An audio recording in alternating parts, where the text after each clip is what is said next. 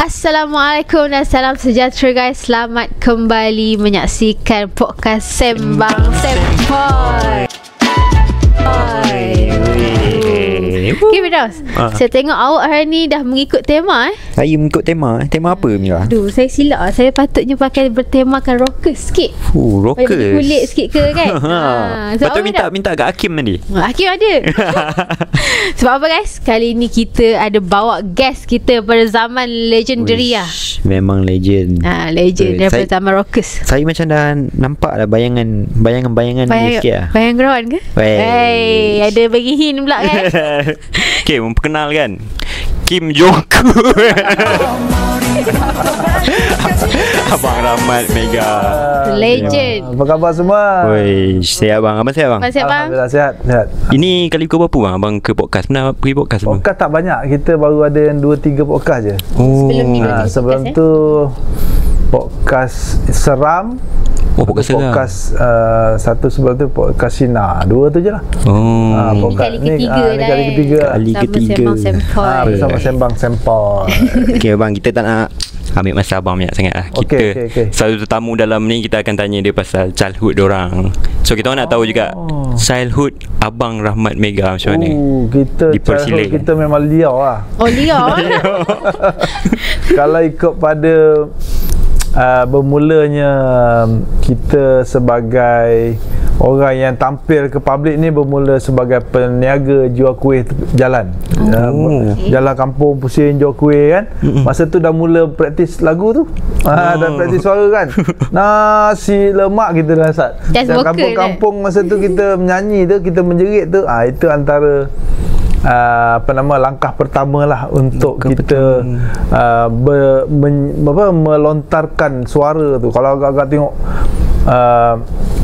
ada orang tengok jeling-jeling dekat tingkap, kita nampak je dia, kita kuatkan suara kita. Tu dia teknik dia kan. Maksud dari situ lah abang nampak kecil-kecil. Lepas tu mula berjinak dalam menyanyi dengan band kampung di usia 5 tahun. 5 tahun dah start menyanyi. Band kampung. Dengan band kampung, dia orang perkembangan band kampung dulu, dia ada keduri kahwin kan. Kita dengar je ada bunyi dung dung dung, kita pun pergi lah. Pergi kat situ lah kita dah mula menjadi selebriti kampung. Awal-awal dulu lah. Memang masa tu abang menyanyi lah. Menyanyi. Minat untuk main muzik ada, tapi masa tu cenderung kepada menyanyi. Yang abang meniaga nasi lemak ni umur abang apa? 5 tahun. 5 tahun juga? Kecil-kecil lagi. Masa tu baru darjah sekolah nasi lemak masa tu dalam darjah 2, darjah 3. Dah pusing kampung dah. Power bang. Memang parents suruh lah. Kita kecil sebab tengok ada geng-geng yang sama-sama berniaga tu kan. Lat kawan-kawan dulu memang orang kampung suka berniaga kan. Pusing-pusing. Ada kawan-kawan sekampung, kita keluar sama-sama. Nanti dia ambil jalan lain, kita ambil jalan lain. Dia jalan dia kan, jalan kita, jalan A jalan kita, jalan B jalan dia. Jalan A tak habis, kita masuk jalan B, dia bersama, dia masuk jalan kita. Tapi laluan utama tu kena pecah dulu. Jangan satu sama tu. Okay, kita borak pasal childhood. Mesti of course Amira, kita nak tahu juga parents Abang Rahmat macam mana? Adakah tegas saya ke? Punya parents ni sebenarnya memang minat muzik. Sebab dia ada alat muzik kat rumah. Dan band kampung tadi ni praktis di rumah saya biasanya. Rumah Felda Cahaya Baru Masai. Di Felda Masai ni kalau ada masa tu persembahan daripada band-band influence daripada Singapura kan, banyak muzik-muzik kan. Jadi di Johor Bahru ni banyak peminat-peminat muzik itu dah mulalah berkecimpung. Jadi kita antara yang terdedah lebih awal. Jadi di rumah saya ada alat muzik semua sekali. Jadi bapa saya memang aktif main muzik, menyanyi, muzik, bersukan. Bapa saya dia aktif dia dalam bersukan pun dia, menyanyi pun dia, bermain alat muzik pun dia. Dia boleh main macam-macam alat muzik. Dia boleh main drum, dia boleh main gitar, boleh main accordion, dia boleh main alat tiupan bapak saya boleh main. Kalau mak pula macam mana? Memang Mak itu dia dull sikit. dah sikit. Mak saya dia tak tahu apa-apa. Okay. Kau kira Lebih kepada sebelah bapak. kiranya band kampung dulu ada nama lah. Dulu di Cahaya Baru tu dia orang panggil CB Band. CB Band. Cahaya Baru Band. Cahaya Baru. CB Band. Nama kampung je lah. Nama kampung. Penyanyi dia Abang Jalil Hamid. Oh, Abang Jalil Hamid? Abang Jalil Hamid tu dia penyanyi kepada band kampung saya. Dia masa tu antara yang aktif lah di kampung, dan dia sangat menjadi pemimpin aktiviti kegiatan belia untuk drama dan untuk kegiatan inilah hiburan macam tu, apa dia panggil dulu kalau ada aktiviti tarian, teater, dia seni lah. Seni aktiviti kesenian kampung. Abang Jalil lead. Faham. So kini memang parents memang kenal lah Abang Jalil Hamid. Kenal. Kita memang orang kampung, satu kampung. Jadi maksudnya abang rasa abang punya bakat ni dia warisi oleh ayah lah. Saya memang confirm lah ayah lah. Sebab mak saya memang tak tahu memang nyanyi. tak ada bidang muzik langsung. Tak masuk, tak tempo, tak tahu apa, tak tahu. Memang confirm sebab bapak. Okay, bercerita pasal tadi childhood. Selepas childhood of course lah, apa kita nak tahu juga, apa kerja pertama Abang Rahmat? Kerja pertama saya masa tunggu keputusan SRP tu, saya dah start kerja kilang. Kerja kilang. Masa tu kilang pertama saya pernah kerja di Kilang Papan. Kilang Papan? Di sebelah Johor Bahru tu, sebelah Pelentong, Pemajaya ke Pelentong tu. Itu kerja pertama saya. Kalau yang kerja tolong-tolong mak tu memang menoreh getah lah. Itu kira tolong mak bapak lah, bukan datang daripada majikan lah. Kerja yang pertama datang daripada majikan, sementara menunggu keputusan SRP. Tu kita dah start kerja dah. Pada umur berapa tu bang? Umur 15. 15. Tapi memang kita tak official lah diterima sebagai pekerja, sebab masa tu mana boleh kan. Tapi kita ikut-ikut lah. Ikut, dan dia orang unofficial kan kita lah. Masa tu belum ada strict macam sekarang kan. Dulu boleh lah. Jadi macam mana perjalanan abang daripada kerja pertama tu kan nak masuk dalam bidang muzik ni, bidang industri ni? Lepas daripada SRP tu kita sambung belajar masuk tingkatan 4, tingkatan 5 tu. Masa tu dah keluar daripada kampung dah, kita duduk asrama. Bila di asrama tu kita dengan kawan-kawan kan, masa tu tahun 1984, 85, 86 gitu kan, memang industri muzik tengah sangat-sangat hot lah, sangat rock, sangat kuat lah masa tu. Dengan konsert Battle of the Band yang ada rock tour satu Malaysia masa tu kan. Lagu-lagu kalau daripada Singapura dulu ada Rusty Blade-nya, daripada sebelah saya first lagu Inggeris saya dengar Scorpion. Scorpion kan, abang saya datang daripada ni, saya dengar lagu When the Smoke is Going Down. Lepas tu lagu Still Loving You kan. Lepas tu first sedap lah. Masa tu lah minat nak menyanyi lagu-lagu Inggeris kan. Jadi di asrama memang bercampur dengan kawan-kawan yang memang ada minat yang sama, belajar main gitar semua kat asrama lah. Main gitar. Lagu pertama lagu apa tu, ku coba dan ku coba kan. Itu kau ada senang je, D A nanti je lah senang lah. D A E. So budak-budak asrama tu jugalah yang ada dalam kumpulan Mega. Tak ada kaitan. Itu sekadar buka kunci je. So penubuhan kumpulan Mega tu sendiri macam mana? Mega dia memang ada dah wujud lah sebelum ada saya. Sebab saya antara penyanyi yang bukan asal lah, penyanyi yang masuk selepas album kedua. Jadi banyak band-band yang sebenarnya ketika dia orang ground work, dia orang bekerja dari bawah, bermula daripada zaman-zaman dia menubuhkan band, biasanya di kampung-kampung dia dengan ahli yang lain. Tapi bila dia keluar sebagai album, dia banyaknya bertukar penyanyi kan. Macam tu juga Mega lah. Ada band-band lain juga macam Left Handed kan. Semua penyanyi ketika dia orang bermula lain, tapi ketika dia lahirkan satu album, band lain penyanyi tu sebagai penyanyi yang orang kenal lah. Macam Mega, saya sebagai penyanyi yang selepas album kedua baru ada.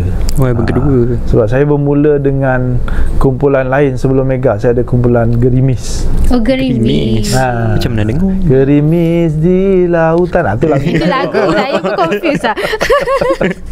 Kumpulan Gerimis ni dia punya konsep muzik dia sebenarnya heavy metal. Heavy metal. Saya masa tu, tapi nama tu tak kena. Tak kena dengan sebab kita tak, nama tu band yang company owner yang letak masa tu. Kita rakamkan album, dia orang yang letakkan nama tu. Jadi kita macam mungkin tak serasi. Nama pun ada peranan juga tahu untuk betul. Aura kita boleh tukar lama sebut tidak nama kan. tu kan. Jadi nama tu tak serasi, menyebabkan kumpulan tu berpecah awal. Dia kira nama ni satu brand yang orang kata muka abang macam bila sebut Rahmat kita tahu Mega macam tu lah. Itu dia jadi satu, alhamdulillah, sebab dia sebut Mega ni, dia tahu besar Mega ni kan. Mana-mana kita jumpa Mega Sale, Mega apa mall dan sebagainya kan. Macam mall kat Melaka Mega Mall. Nama yang senang diingat lah. Nama Mega ni nak kena bawa, kena orang yang ada big character macam tu. Satu nama yang agak boleh balance kan dengan aura tu kan. Jadi nak dapat Mega tu kena dengan satu orang yang boleh bawa. Jadi mungkin rezeki saya, Rahmat tu dengan Mega dia jadi sebati. Sebut Rahmat, sebut Mega, orang tu ingat Rahmat kan. Betul kan. Jadi dia jadi apa nama kata orang, sebati dengan saya. Dan sampai mana-mana pun, walau saya pergi bergerak solo, orang gelar Rahmat Mega juga kan. Jadi ada yang tanya nak panggil apa ni, panggil lah Rahmat Mega. Tak ada apa pun. Jadi macam mana abang boleh tahu sebenarnya abang ni berminat dengan menyanyi rock? Bukan dari genre lain. Dia sebenarnya masa tu influence music tahun itu memang banyaknya ke arah rock music rock. Jadi siapa pun yang menyanyi masa tu nak bergelar penyanyi rock, kita akan terpaksa menyanyi lagu-lagu yang ada masa tu lah kan. Dan lagu-lagu masa tu memang Sweet Charity-nya kalau Malaysia lah, dengan Indonesia daripada God Bless, daripada Dua Kribo masa tu, daripada band-band yang pop ada, tapi ditukar muziknya kepada rock kan. Contoh lagu Camellia daripada Indonesia kan, Sweet Charity tukar kepada rock dan sebagainya kan. Jadi kita bila nak jadi penyanyi masa tu, terikut-ikut jamming semua lagu-lagu tu. Jadi itulah minat secara sikit demi sikit dia akan masuk ke arah rock lah. So pada awal yang abang masuk tadi, abang kata abang bukanlah vokalis original Mega. Betul. Tapi nak cari chemistry antara orang kata band tu susah. Dia chemistry tu dia berlaku dengan banyak kali kita buat persembahan. Sebab bila kita ada album masa tu, kita kena ada undangan-undangan lah. Memang dapat undangan, dan masa tu lah kita bina chemistry tu. Di awalnya memang macam janggal jugalah. Sebab saya terpaksa nyanyi lagu album pertama yang bukan saya nyanyi kan. Tapi disebabkan lagu tu dalam seleksi lagu hit, orang kena dengar lah. Bila band tu datang, orang nak dengar lagu hit, saya yang jadi penyanyi masa tu, saya kena bawa lah lagu yang bukan, walaupun yang dirakamkan orang lain kan. Hinggalah lagu tu jadi sebati pada saya. Dan bila saya kesana ke mana sini pun, orang anggap lagu tu lagu daripada nyanyian saya. Cakap pembawakan Rahmat Mega tu yang sedap tu Alhamdulillah. Lepas tu keluarlah orang kata single lah bang, apa, Bayangan Gurauan yang sampai sekarang still itu dia panggil Evergreen lah.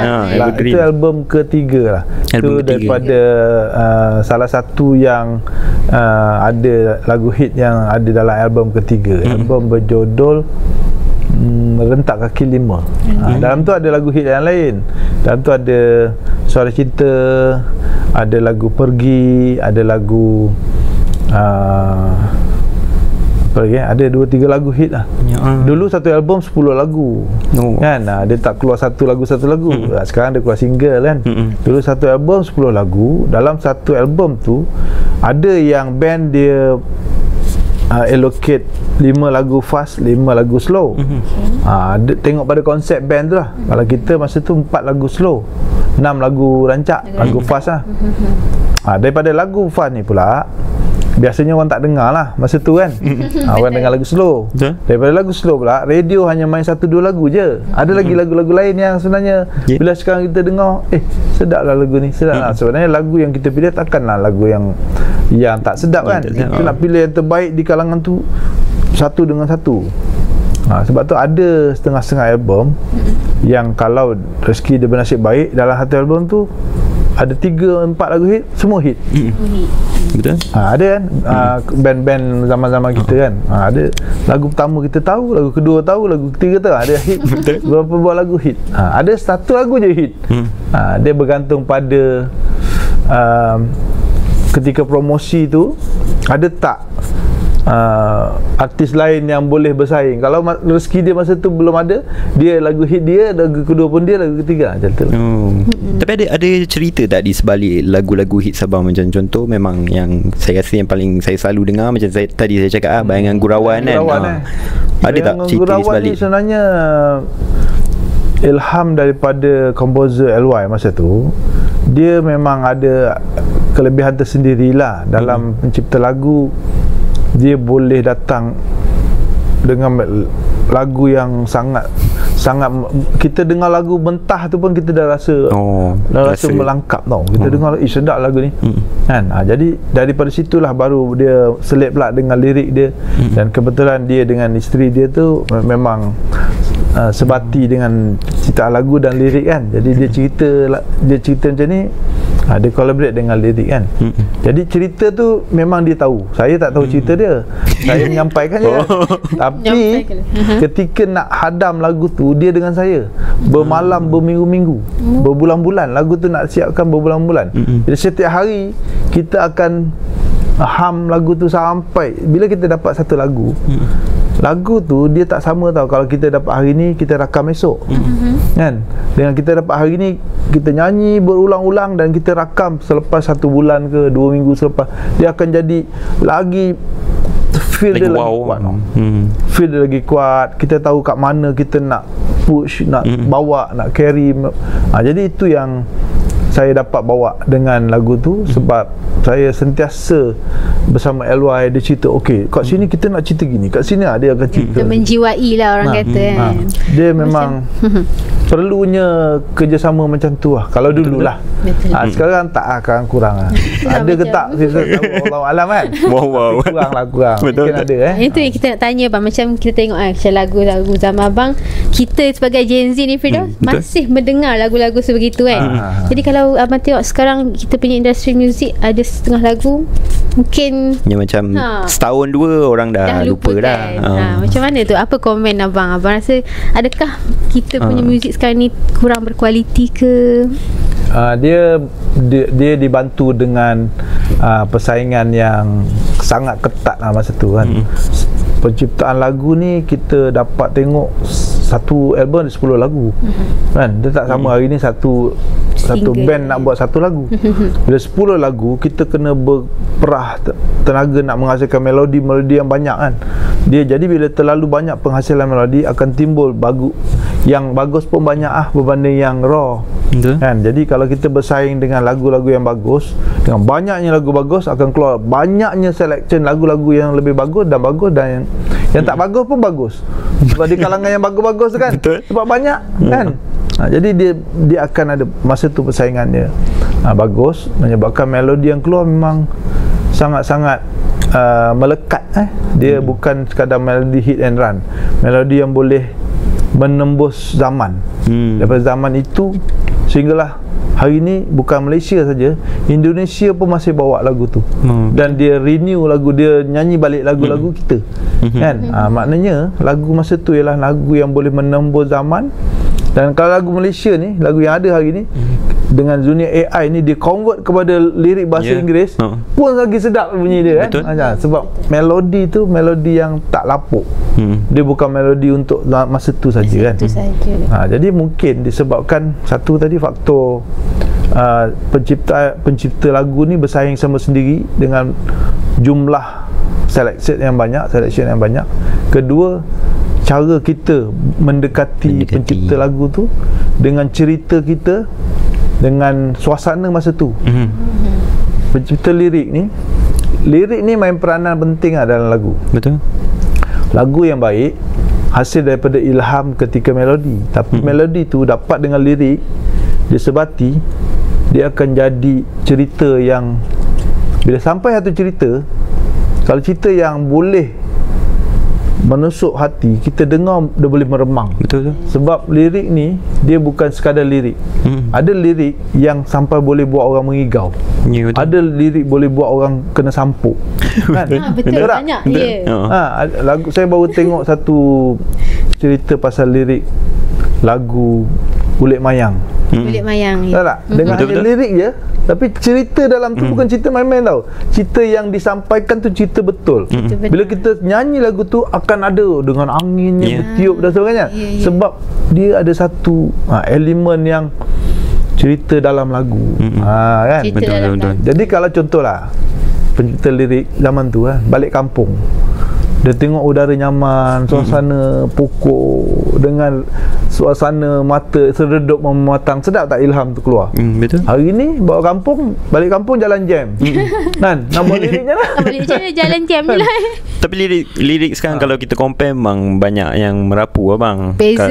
Beza lah. Sebab saya dengar juga lagu-lagu lama macam contoh. Sebab duduk dalam kereta tu jam. Ilham tak sampai. Tapi bang, bila sebut pasal dunia rock kan, ada juga yang kita dengar yang kurang enak sikit, banyak rock, artis rock ni yang menggunakan bahan terlarang lah. Contohnya dadah ke apa. Boleh tak abang kongsikan sikit? Mungkin abang ada kenal seseorang ke yang mungkin menggunakan benda tu ke?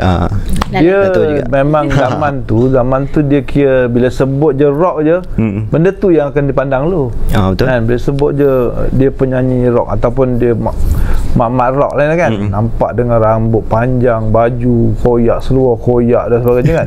Memang nengok dia ni memang confirm terjebak ni kan. Memang confirm terjebak kan. Dekat kampung-kampung memang confirm lah ni, mesti ni mak Pit ni kan. Jadi benda tu dah jadi sebati. Jadi sebati daripada pandangan masyarakat lah. Sebab tu ketika era kami tu, penyanyi rock yang berambut panjang tak dibenarkan masuk TV. Kan? Tak tahu pernah dengar ke tidak kan? Saya pernah dengar pasal buka baju tak boleh. Kita masa tu kumpulan yang pernah buat live TV potong rambut dengan menteri penerangan masa tu, hanya untuk main lagu dekat radio je. Rambut panjang tak boleh main radio lagu. Macam tu sekali tau zaman tu. Dia anggap rock ni terlalu merosakkan masyarakat kan.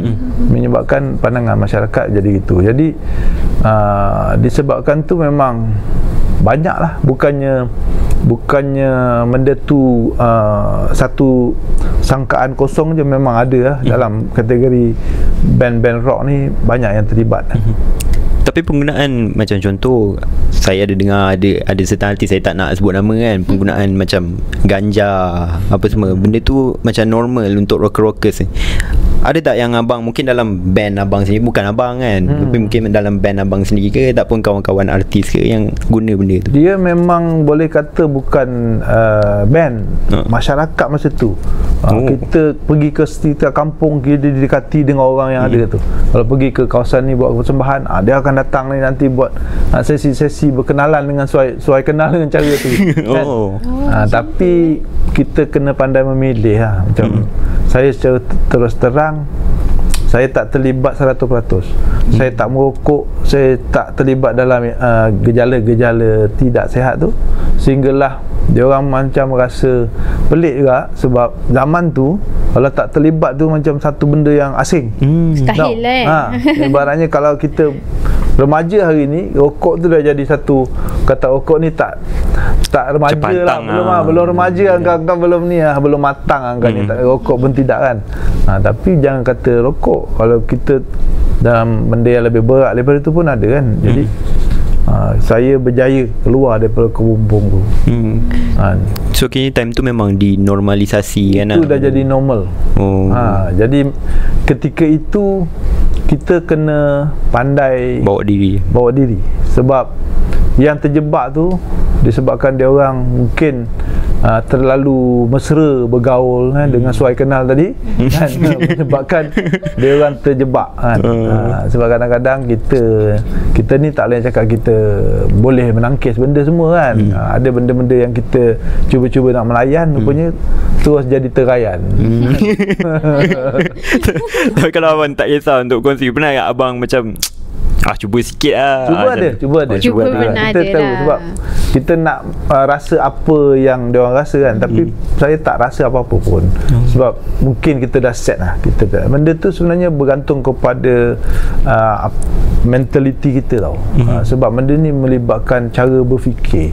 Kalau kita nak sesuatu tu sekadar cuba, air yang kalau dari sudut minda punya kawalan minda kan, subconscious mind kita rasa air tu baik untuk kita pegang je dia jadi baik.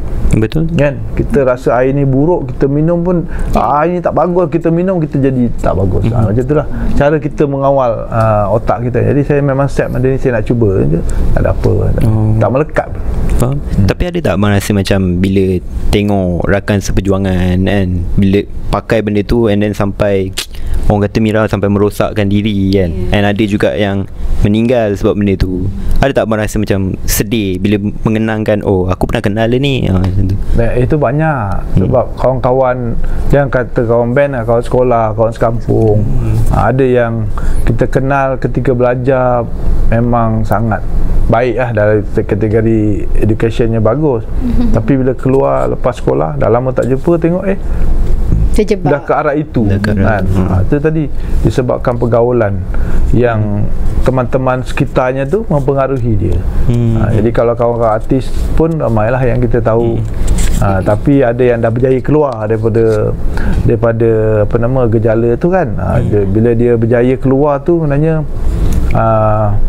kita satu achievement memang sangat respect lah. Sebab benda tu susah tau, nak keluar. Tapi biasanya dia cuba diganggu lagi lah. Biasa orang macam tu dia akan cuba didekati lah kan.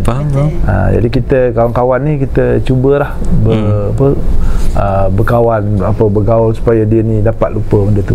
Itu je lah yang mampu kita buat. Nak bagi duit kita tak ada. Dia ke tak ada guys. Okay Mira, tadi kita borak pasal abang dalam industri ni. Selepas industri abang ada join Gegar Vaganza musim pertama. So selepas join Gegar Vaganza tu, adakah ia membantu membina semula brand abang ke macam mana? Dia sebenarnya memang masa tu industri dah suram. Bila industri dah suram, bukan industri muzik suram sepenuhnya tau. Penyanyi-penyanyi zaman kita orang ataupun masa tu terlalu menonjol artis daripada Indonesia dan juga artis baru daripada terbitan Akademi Fantasia. Jadi Akademi Fantasia sampai berbelah musim. Tak ingat 15 ke 16 musim. Jadi kalau setiap tahun dia ada 10, maknanya kalau 10 musim dah ada 100. Daripada 100 tu industri hiburan Malaysia belum ada media sosial. Dia hanya kepada majalah kan, dan media-media utama. Dia orang tumpukan kepada artis-artis ni lah. Pada nak artis ni yang dapat sambutan kan. Jadi artis lama ni dah mula hilang. Jadi bila artis lama dah mula hilang, masa itulah timbul satu program belum dikenal tahu lagi. Dia kenal pasti tak ada. Apakah hala tuju program ni pun orang tak tahu. Penaja pun tak ada.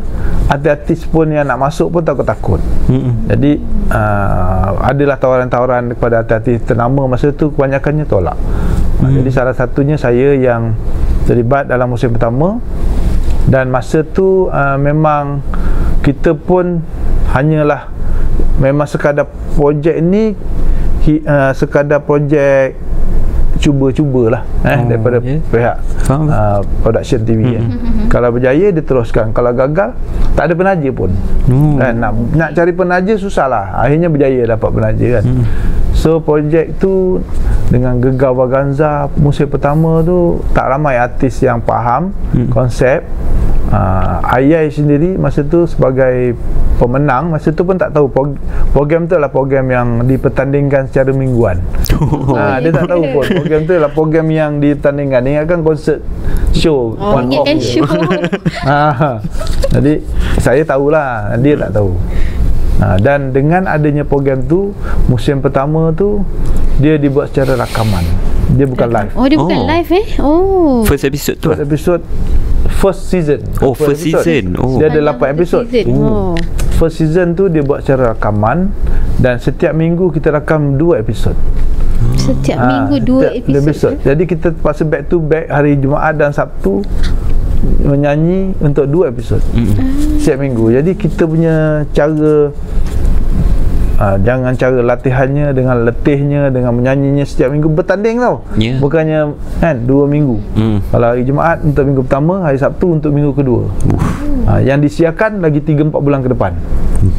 Kan kita menumpang pentas daripada setting Akademi Fantasia masa tu. Musim keberapa saya lupa.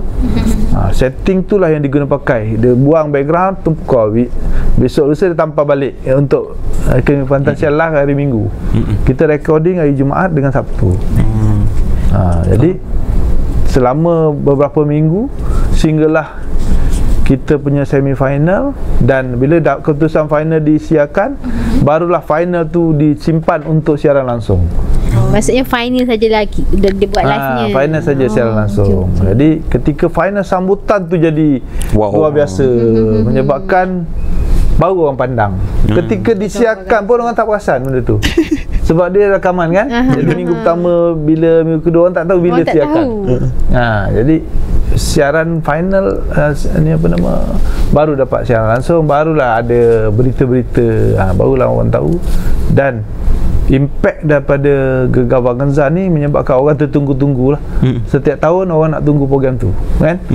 Jadi balik kepada soalan tadi, dia sebenarnya memang memberi satu jenama baru lah kepada artis-artis yang terlibat. Selain daripada memenangi hadiah masa tu, kita letakkan diri kita sebagai orang baru, nak memperkenalkan diri kita kepada generasi baru. Generasi baru cuma tahu nak lagu kita je. Tak tahu kan? Orang dia ni siapa? Tahu orang dia, mana satu orang dia kan.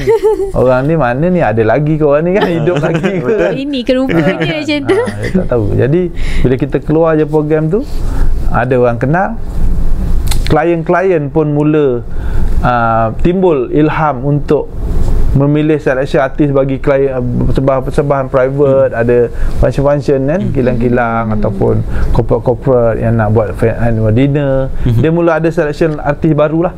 Kalau dulu dia asyik panggil artis-artis kategori tu, oh ada artis ni, oh dia ni pandai nyanyi lagi, oh dia ni, mula dapat mutan balik. Betul-betul.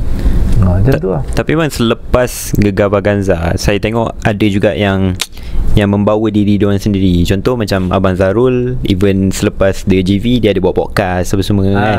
Adakah benda tu kita sendiri yang kena bawa diri untuk bina brand tu ke, ataupun kalau dia hanya bina hype tu sementara macam contoh kalau 14 minggu time tu je kita hype, lepas tu lepas habis tu habis lah. Dia memang macam tu lah. Sebab kita tak ada mana-mana management kan. Kita bukan under company. Ketika program tu ada, masa tu kita dah boleh prepare apa kita plan nak buat. Kalau Zarul, dia ada orang yang bawa dia. Kebetulan dia ada satu mungkin assistant ke apa yang faham bidang-bidang ni, dan mungkin ilham dia ke arah itu. Dia ciptalah arah baru bagi berjaya dia tu kan. Tapi ada juga artis yang tenggelam kan lepas tu kan. Sebab dia sekadar peluang tu dah ada, kita dah buka pintu dah buka, tapi lepas pintu lupa, dia tak push, dia tak keluar daripada kepompong yang biasa untuk ambil udara baru. Sebab saya pun bukan suka sangat TikTok ni kan. Tapi kena lah bang. Dulu kita tengok TikTok orang berjoget apa dah tua-tua ni joget ni kan. Sebab ketika munculnya TikTok tu zaman trend muzik berjoget kan. Betul. Akak mesti marah tengok abang tengok perempuan lain joget. Tengok apa joget-joget ni kan, dah tua-tua joget. Lepas tu sama juga zaman Facebook. Ketika Facebook buka dulu lah, apa dia ni tak ada kerja, semua benda nak update kan, pergi sini nak beritahu, pergi sana nak beritahu kan. Zaman Instagram sama juga, dia orang ni semua benda nak bergambar, itu nak gambar, ini nak gambar, semua nak menangkap. Dia dah jadi macam tak ada private. Kita dulu memang nak simpan-simpan apa kita buat lah. Tapi bila dah ada zaman ni semua benda dah, saya cakap apalah Facebook ni macam orang perempuan lah tulis diary. Kan tak? Dulu zaman sekolah orang perempuan je yang tulis diary. Tulis ada status kan. Nak pergi sana, saya nak pergi sini, nak pergi sana, orang perempuan je. Orang lelaki mana ada kan. Sekarang orang lelaki tak kena tulis. Rupanya macam tu. Tapi TikTok tu joget-joget lagu ulang-ulang lah. Orang rumah macam dengar macam banyak tak, kali sangat. Saya tengok masa awal TikTok bawa dia punya impact dia banyak pada lagu-lagu joget. Orang joget sana sini, joget kan. Cerita pasal live belum ada lagi. TikTok belum ada live, belum ada iklan, belum ada untuk marketing, semua belum ada. Tapi dia menembus segmen-segmen, dia overtake lah media sosial yang lain kan. Sampai YouTube pun nak tiru dia sekarang kan. YouTube dulu semua pakai vertical kan, dia nak pakai potret dah sekarang kan. Semua dah cerita, drama-drama pendek pun dah pergi ke berdiri dah kan. Tengok dekat TV kita kena gini dah. Tapi memang in term of production, abang pernah tak merasakan yang kadang-kadang production ni agak memilih bulu? Kadang-kadang ada certain artis yang memang dia dah lama kan, tapi bila kita tengok muka dia still ada dekat mana-mana. Untuk abang sendiri, abang rasa macam mana? Pernah tak terasa benda yang sebegitu? Dia ada memang ada pilih bulu tu, memang betul ada. Tapi ada juga kategori dia sesuai, dan artis tu boleh tak sesuaikan diri.